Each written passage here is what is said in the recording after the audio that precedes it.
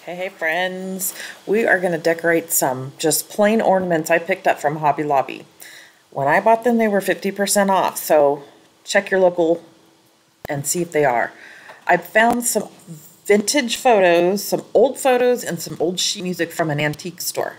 It was really inexpensive. It was like $3, $2 for the photos. I'm cutting them to size. I painted the top of those ornaments in brown paint. I did off camera do some in gold paint. Now we're going to put some Mod Podge on and have that sheet music as the background. And then we're going to use just some old photos. I just found some that had small children. This one is like a Christmas tree in somebody's front yard and it had lights in it, but it's black and white. We added some gold glitter around the edges. Really simple.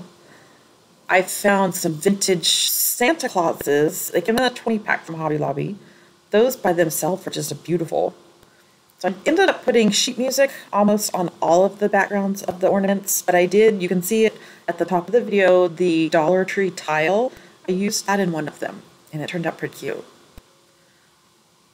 So I just kind of placed my photos and then cut off the excess. And then I also got little embellishments, the wreaths, the mini bows, the mini trees. A lot of that I got on Amazon.